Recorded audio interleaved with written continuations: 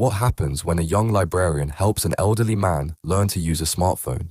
Months later, he sends her a message that sparks a chain reaction of kindness, connection, and community-wide change.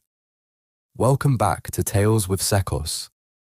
Today, I am going to share an exciting story that will remind you why even the smallest acts matter. Stay tuned, it's more inspiring than you think. And one more thing, your small act of kindness to subscribe this channel and help me reach my 1,000 subscribers. Some moments in life seem ordinary at first glance, but beneath the surface, they hold the potential to change everything. This is one such story, a tale of connection, resilience, and the quiet power of kindness. It begins not with fanfare or drama, but with a simple act that most would overlook entirely. Her name was Emily, a young librarian who spent her weekends exploring local cafes with a sketchpad and a cup of tea. His name was Arthur, an elderly man whose presence commanded respect even in silence. On a crisp Saturday morning, their paths crossed in a way neither could have anticipated, a chance encounter that would ripple outward, touching lives far beyond their own. Arthur sat alone at a corner table, his smartphone resting on the surface like an unsolved mystery. The device seemed foreign in his weathered hands, its sleek design contrasting sharply with the lines etched into his face by decades of experience. He squinted at the screen, tapping hesitantly, only to be met with error messages or frozen icons. Frustration flickered across his features, though he tried to mask it with a stoic expression. Emily noticed him almost immediately. At first, she wasn't sure why. He blended seamlessly into the cafe's eclectic mix of patrons, but there was something about the way he leaned closer to the phone, as if willing it to cooperate, that caught her attention.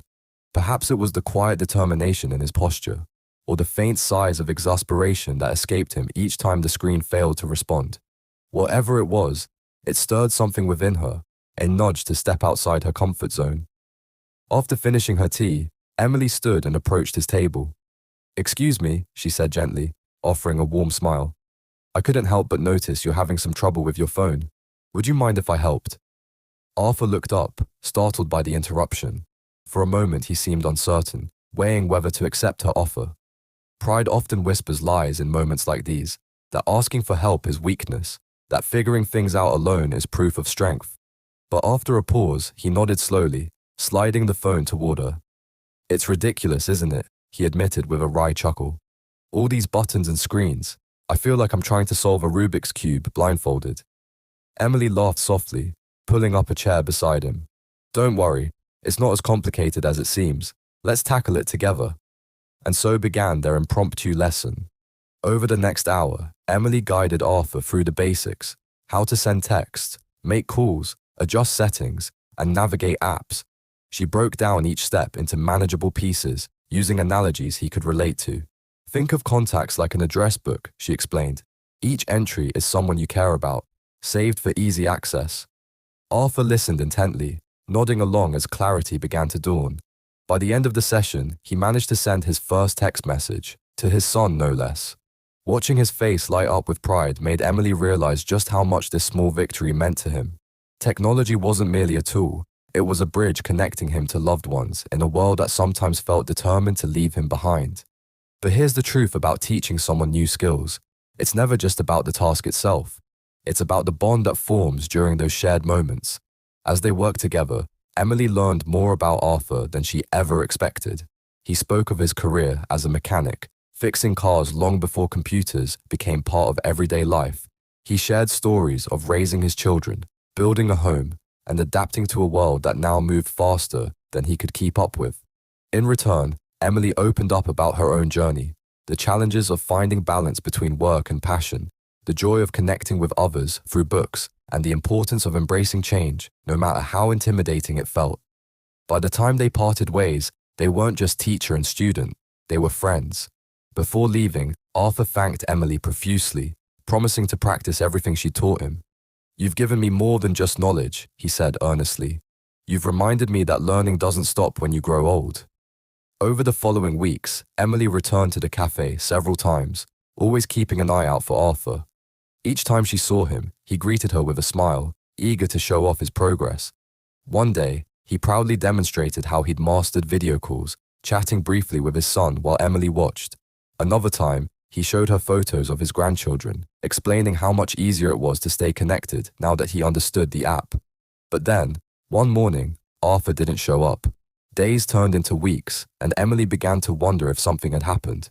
Had he grown tired of learning, moved away, or worse, had something prevented him from coming back? Just as she started to resign herself to never seeing him again, an unexpected message arrived that changed everything. It came late one evening, delivered via email. The subject line read simply, "Thank you." Curious, Emily opened it and began to read. What she found inside wasn't just a note of gratitude. It was a heartfelt testament to the power of kindness, patience, and human connection, and it would inspire her in ways she never imagined. Emily stared at the screen, her fingers hovering over the keyboard as if frozen in place. The email was short, yet every word carried weight, like stones dropped into still water, sending ripples outward. It began simply, "Dear Emily, I hope this message finds you well. I wanted to thank you, not just for teaching me how to use my phone, but for reminding me that it's never too late to learn something new. You may not realize it, but your kindness gave me more than skills. It gave me hope." As she read on, Arthur's words painted a vivid picture of the loneliness he'd been carrying long before their paths crossed. He wrote about the quiet ache of growing older, the way friends drift away, children grow busy, and the world seems to move faster than you can keep up with. For years, he'd felt like a relic of a bygone era, someone who no longer belonged in the digital age. But then came Emily, patient and compassionate, willing to meet him where he was and guide him forward. Arthur went on to describe how much those lessons had meant to him, not just because they helped him reconnect with his family, but because they reminded him of his own worth. "You taught me that I'm still capable of learning," he wrote, "that I still have value, even in a world that often forgets people like me. Because of you, I've started reaching out again, not just through texts or calls, but in person too. I joined a local book club last month, and while I'm still getting used to discussing modern literature, it feels good to be part of something again." Emily's eyes welled with tears as she continued reading. There was a raw honesty in Arthur's words, a vulnerability that touched her deeply. He wasn't just thanking her, he was sharing a piece of himself, trusting her with his story. And in doing so, he reminded her of something profound. The smallest acts of kindness can create waves of change far beyond what we imagine. But the email didn't end there. In the final lines, Arthur included a request, one that would take Emily completely by surprise. "There's one more thing I need to ask of you," he wrote. "Would you mind meeting me next Saturday at the cafe where we first met? There's something I'd like to give you, a token of my gratitude. Please don't feel obligated to come, but know that it would mean the world to me if you did." Emily sat back in her chair, rereading the message several times to make sure she hadn't misunderstood. A token of gratitude? What could it possibly be? Part of her wondered if she should decline. It felt strange to accept anything after all Arthur had already expressed. But another part of her, the curious and compassionate side, couldn't resist. So, with a mix of excitement and apprehension, she replied, "Of course, Arthur. I'll see you there." The days leading up to their meeting passed slowly, filled with speculation and wonder. Emily found herself thinking about Arthur constantly, replaying their lessons together in her mind. She remembered the way his eyes lit up when he sent his first text message, the pride in his voice when he mastered video calls, and the quiet determination he showed each time he faced a new challenge. These memories weren't just milestones, they were moments of transformation, both for Arthur and for herself. When Saturday finally arrived, Emily arrived at the cafe early, choosing the same table where they'd first met. The familiar hum of conversation and clinking dishes surrounded her, but her focus remained on the entrance, waiting for Arthur to appear. When he finally walked in, she noticed subtle changes in him. His posture seemed straighter, his smile brighter, and there was a spring in his step that hadn't been there before. Whatever had shifted within him since their last meeting was evident in every movement, every glance. He approached the table with a small box tucked under his arm, wrapped neatly in brown paper and tied with twine. "Thank you for coming," he said warmly, setting the box down between them. "I wasn't sure if you'd show." Emily shook her head, smiling softly. "How could I say no? You've given me so much already." Arthur chuckled, though his expression quickly turned serious. "Not nearly as much as you've given me. This is just a small way of saying thank you." With that, He pushed the box toward her. Go ahead, open it. Emily hesitated for a moment, unsure of what to expect. Carefully, she untied the twine and peeled back the paper, revealing a plain wooden box inside. Lifting the lid, she gasped softly. Nestled within was a leather-bound journal, its cover embossed with intricate designs reminiscent of vintage maps. Flipping it open, she discovered pages filled with handwritten notes, sketches, and reflections, all penned by Arthur. It's my life, Arthur explained quietly, or at least pieces of it. Stories from my childhood, lessons I've learned, moments I'll never forget.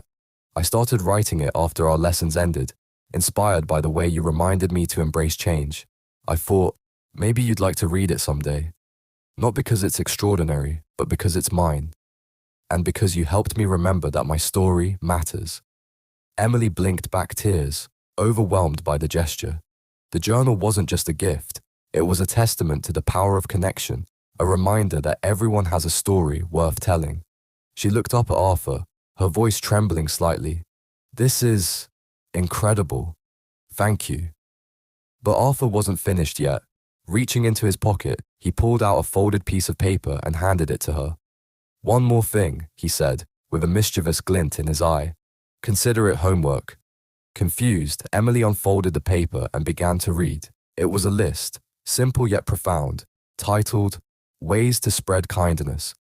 Each item was accompanied by a brief explanation. Teach someone a skill you take for granted. Listen without interrupting. Write a letter to someone who made a difference in your life. Share your story, no matter how small it seems. At the bottom, Arthur had written, Kindness is contagious. Pass it on. Emily stared at the list, her heart swelling with gratitude and purpose. Here was a man who had once felt forgotten, now encouraging her to carry the torch of compassion into the world. His words weren't just advice, they were a call to action, a reminder that kindness isn't a finite resource. It grows when shared, touching lives in ways we may never fully understand. As they parted ways that day, Emily knew their friendship had evolved into something greater. Arthur had given her more than a journal and a list. He'd given her a mission. And in accepting it, she realized that their story was far from over. But here's the thing about missions. They don't end with one person. What Emily did next would inspire others to follow suit, creating a chain reaction of generosity and goodwill. To understand how, we must look closer at the ripple effects of her actions and the countless lives they touched along the way. Emily left the cafe that day with more than just a journal and a list. She carried a renewed sense of purpose, a quiet fire ignited by Arthur's words. The list wasn't just a collection of ideas, it was a blueprint for change, a reminder that even the smallest gestures can spark monumental transformations. And so, she decided to act. The first item on the list seemed simple enough. Teach someone a skill you take for granted. For Emily, this meant returning to the library where she worked. It had always been a place of learning, but now she envisioned it as something more, a hub for connection and empowerment. She began hosting free workshops on topics ranging from basic computer skills to navigating social media safely. At first, attendance was modest, with only a handful of participants trickling in. But word spread quickly, and soon the workshops became standing room-only events. One attendee stood out in particular, a middle-aged woman named Clara, who struggled with technology due to poor eyesight. Like Arthur, she approached Emily after a session, her voice tinged with frustration. I want to stay connected with my kids, she admitted, but everything feels so overwhelming. Emily smiled warmly, recognizing the same vulnerability she'd seen in Arthur months earlier. Together, they worked one-on-one, adjusting settings, simplifying apps, and building confidence. By the end of their sessions, Clara sent her first video call to her daughter, tears streaming down her face as they laughed together across the miles. Encouraged by these successes, Emily moved on to the next item on the list. Listen without interrupting. This proved harder than she anticipated. In a world obsessed with speed and efficiency, truly listening felt almost revolutionary. Yet, as she practiced this skill during her daily interactions, she noticed something remarkable. People opened up. Strangers at the bus stop shared stories of resilience. Colleagues confided struggles they'd kept hidden for years. Even patrons at the library lingered longer. eager to talk about books that had shaped their lives. One evening, while closing up the library, Emily encountered a teenage boy lingering near the fiction section. His name was Marcus, and he rarely spoke above a whisper. Over time, Emily learned that he dreamed of becoming a writer, but lacked the confidence to pursue it. Inspired by Arthur's journal, she encouraged him to start small, just a paragraph a day. To her delight, Marcus returned weeks later with pages of handwritten prose, his words brimming with raw emotion and untapped potential. Together, they edited and refined his work until he submitted his first short story to a local contest, and won. The third item on the list struck a deeply personal chord. Write a letter to someone who made a difference in your life. For Emily, there was no question whom she needed to write to. That night, she sat at her desk, penning a heartfelt letter to Arthur. She thanked him not only for the journal and the list, but for reigniting her belief in the power of kindness. When she finished, she folded the letter carefully and mailed it the next morning. A week later, Arthur replied, not with words, but with another gift. This time, it was a framed photograph of the two of them taken during one of their lessons at the cafe. On the back, he'd written, "Every teacher leaves a legacy. Thank you for being mine." The final item on the list resonated most profoundly. Share your story, no matter how small it seems. Emily realized that her journey with Arthur wasn't just hers alone. It belonged to everyone who had been touched by their shared moments. Determined to honor this principle, she organized a community storytelling event at the library, inviting locals to share tales of kindness, courage, and connection. The turnout exceeded all expectations. Clara spoke about reconnecting with her children through video calls. Marcus read excerpts from his award-winning story, his voice steady and proud. Even Arthur attended, recounting how a stranger's patience had rekindled his faith in himself. As each person shared their story, the room buzzed with energy, laughter, and occasional tears. By the end of the evening, it was clear that something extraordinary had happened, not just for the individuals involved, but for the entire community. But here's the beautiful truth about kindness. It doesn't stop when the event ends or the applause fades. The stories told that night inspired others to take action, to teach, listen, write, and share in their own unique ways. A retired teacher began tutoring underprivileged students. A young mother started a neighborhood book club focused on diverse voices. Even Marcus, emboldened by his success, launched a blog encouraging other aspiring writers to chase their dreams. Emily watched it all unfold with a mixture of awe and gratitude. What had begun as a single act of kindness, a lesson in using a smartphone, had blossomed into a movement. People who might never have crossed paths were now united by a shared commitment to making the world a little brighter, one gesture at a time. Months later, as Emily flipped through Arthur's journal once more, she paused on a passage that summed it all up perfectly. Life is like a river. Sometimes it flows smoothly, carrying us effortlessly forward. Other times it twists and turns, leaving us stranded on unfamiliar shores. But no matter how turbulent the waters become, we are never truly alone. There will always be someone willing to throw us a lifeline, if we're brave enough to reach for it. She closed the journal, smiling softly. Arthur had given her far more than a keepsake. He'd given her a lens through which to view the world, a reminder that every interaction holds the potential for transformation. So, what's the takeaway from all this? It's simple. Kindness isn't just an act, it's a ripple effect. One moment of compassion can inspire countless others, creating waves of positivity that stretch farther than we'll ever know. Whether it's teaching someone a new skill, lending an ear, or simply showing up when it matters most, the opportunities to make a difference are endless. And perhaps that's the greatest lesson of all. None of us are too small to leave a mark.